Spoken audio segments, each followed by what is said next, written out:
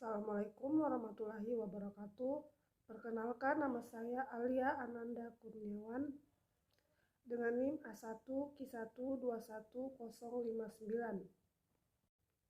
Video ini dibuat untuk menyelesaikan tugas bimbingan konseling pribadi dan sosial. Pada kesempatan kali ini, saya akan menjelaskan ulang tentang materi dari kelompok 1, yaitu manusia dan kemanusiaan. Baiklah, langsung saja. Yang pertama yaitu pengertian hakikat manusia. Manusia merupakan makhluk yang memiliki hasrat ingin tahu dan selalu ingin bertanya. Atas dorongan hasrat ingin tahunya, manusia tidak hanya ingin mengetahui hal-hal yang ada di luar dirinya, tetapi juga dalam dirinya sendiri. Hakikat manusia dipelajari dari berbagai pendekatan dan sudut pandang. Dalam kehidupannya, manusia menunjukkan keragaman dalam berbagai hal, seperti baik tampilan fisik, kebiasaan, dan sosialnya. Berdasarkan uraian-uraian tersebut, dapat kita simpulkan bahwa hakikat manusia adalah seperangkat gagasan atau konsep yang mendasar tentang manusia dan makna di eksistensi manusia di dunia. Adanya sifat hakikat tersebut memberikan tempat kedudukan pada manusia sedemikian rupa sehingga derajatnya lebih tinggi daripada hewan.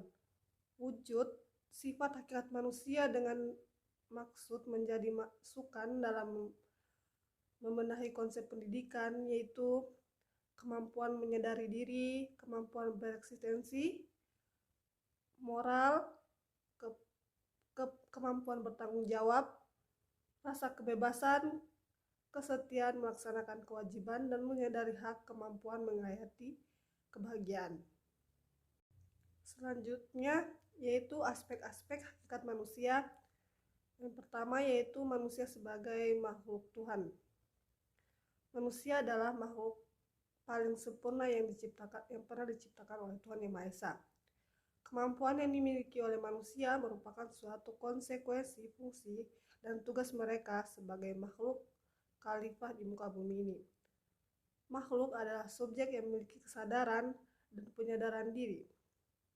Oleh karena itu, manusia adalah subjek yang menyadari keberadaannya. Ia mampu membedakan dirinya dengan segala sesuatu yang di luar dirinya sendiri. Yang kedua yaitu manusia sebagai makhluk individu. Kesadaran manusia akan dirinya sendiri merupakan perwujudan individualitas manusia. Manusia sebagai individu atau sebagai pribadi merupakan kenyataan yang paling real dalam kesadaran manusia sebagai individu. Yang ketiga yaitu manusia sebagai makhluk sosial. Dalam hidup bersama dengan sesamanya atau bermasyarakat, setiap individu memiliki status masing-masing. Di samping itu, setiap individu mempunyai dunia dan tujuan hidupnya sendiri. Mereka juga mempunyai dunia bersama dan tujuan hidup bersama dengan sesamanya. Selain adanya kesadaran diri, terdapat pula kesadaran sosial pada manusia. Melalui hidup dengan sesama manusia akan dapat memulihkan eksistensinya. Sehubungan dengan ini, Aristoteles menyebut manusia sebagai makhluk sosial atau makhluk bermasyarakat. Yang keempat yaitu manusia sebagai makhluk berbudaya. Manusia memiliki inisiatif dan kreatif dalam menciptakan kebudayaan, hidup berbudaya, dan membudaya. Kebudayaan bertautan dengan kehidupan manusia sepenuhnya. Kebudayaan menyangkut sesuatu yang nampak dalam bidang eksistensi setiap manusia. Manusia tidak terlepas dari kebudayaan, bahkan manusia itu baru menjadi manusia karena bersama kebudayaannya. Yang kelima yaitu manusia sebagai makhluk susila. Sebagai makhluk yang otonom atau memiliki kebebasan, manusia selalu dihadapkan pada suatu alternatif tindakan yang harus dipilihnya. Oleh karena itu, manusia mempunyai kebebasan memilih dan menentukan perbuatannya secara otonom. Maka selalu ada penilaian moral atau tuntutan pertanggungjawaban atas perbuatannya. Selanjutnya yaitu dimensi kemanusiaan. Pada hakikat manusia terdapat 4 dimensi manusia yang dibawa dari lahir. Yang pertama yaitu dimensi keindividuan. Manusia sebagai makhluk individual mempunyai arti bahwa manusia sebagai seorang yang utuh yang tidak dapat dibagi antara kesatuan fisik dan psikis. Sebagai individual, manusia merupakan makhluk yang unik, berbeda antara satu dengan yang lain. Hal itu pun terlihat pada diri setiap manusia yang mempunyai dunianya sendiri. Mereka secara sadar ingin menunjukkan eksistensinya, ingin menjadi dirinya sendiri, dan bebas bercita-cita. Faktor-faktor yang mempengaruhi keindividualan ada 2 macam, yaitu faktor internal dan faktor eksternal. Faktor internalnya adalah penilaian yang dilakukan individu terhadap dirinya sendiri berdasarkan dunia di dalam dirinya. Adapun faktor ini terdiri dari 3 bentuk, yaitu identitas, diri pelaku, dan penilaian. Kedua yaitu faktor eksternal. Faktor eksternalnya adalah penilaian dirinya melalui hubungan sosialnya atau hal-hal yang di luar dari dirinya. Adapun faktor eksternal ini meliputi diri fisik, diri etnik moral, diri pribadi, diri keluarga, dan diri sosial. Baik, selanjutnya yaitu dimensi kesosialan. Dimensi kesosialan merupakan dimensi yang didasarkan pada tiap-tiap individu yang diharapkan dapat bersosialisasi dengan lingkungannya dan menjalin komunikasi yang baik, di mana dalam kehidupan sehari-hari tidak menyebabkan perpecahan antara satu dengan yang lain, sehingga tercipta masyarakat yang rukun, aman, dan tentram. Perwujudan manusia sebagai makhluk sosial tampak nyata hidup tanpa bantuan orang lain. Manusia hidup saling bergantung, berhubungan, dan saling membutuhkan. Proses terbentuknya dimensi sosial dan perkembangannya dalam pendidikan pada diri manusia tampak lebih jelas pada dorongan untuk bergaul. Dengan adanya dorongan untuk bergaul, setiap orang ingin bertemu dengan sesamanya sebagai anggota masyarakat. Seorang berkewajiban untuk berperan dan menyesuaikan diri serta bekerja sama dengan masyarakat. Selanjutnya yaitu dimensi kesusilaan. Susila berasal dari kata su dan sila yang artinya kepantasan yang lebih tinggi. Persoalan kesusilaan selalu berhubungan erat dengan nilai-nilai.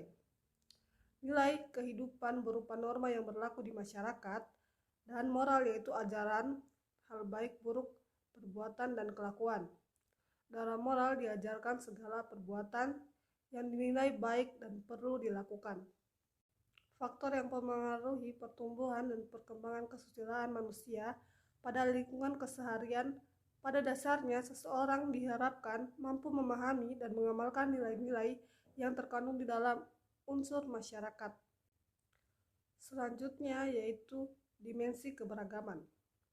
Proses perkembangan agama dalam pendidikan dilatar belakangi dengan semakin merosotnya moral manusia dalam ruang lingkup keseharian saat ini.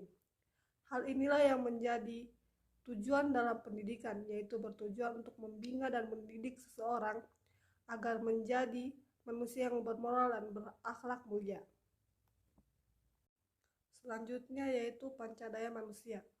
Pada hakikatnya manusia memiliki 5 pancadaya, yaitu daya takwa, daya cipta, daya rasa, daya karsa, dan daya karya.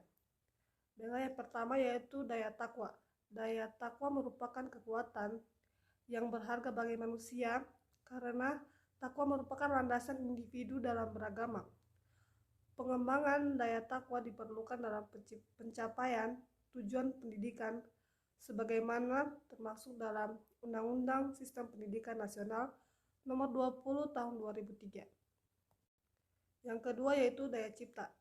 Manusia merupakan makhluk ciptaan Allah Subhanahu wa taala dengan dibekali kemampuan untuk menciptakan sesuatu melalui akalnya.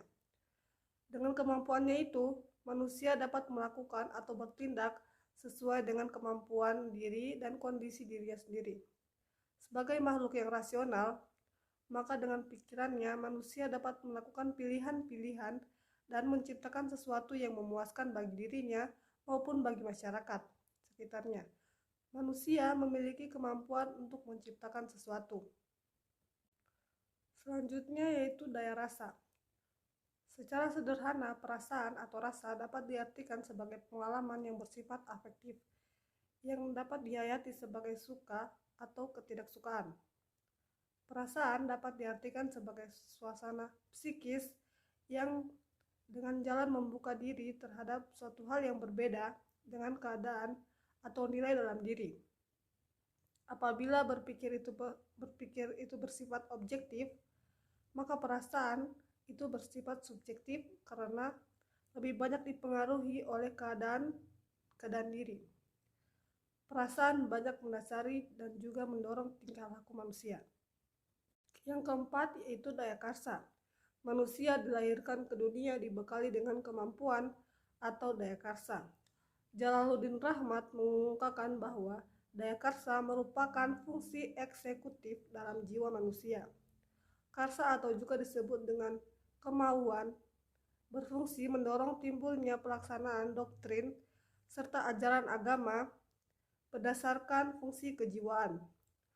Mungkin saja pengalaman seseorang bersifat intelek ataupun emosi, namun jika tanpa adanya peranan karsa, maka agama tersebut belum tentu terwujud sesuai dengan kehendak atau emosi. Yang kelima yaitu daya karya. Manusia dilahirkan memiliki berbagai potensi, antara lain yaitu daya karya. P3KP menyatakan bahwa daya karya dikembangkan untuk memungkinkan individu mewujudkan keempat dimensi kemanusiaannya dengan isi-isi produk karya nyata yang dapat dihayati dan dirasakan kemanfaatannya dalam kehidupan sehari-hari. Baiklah, itu saja materi yang dapat saya sampaikan. Terima kasih. Wassalamualaikum warahmatullahi wabarakatuh.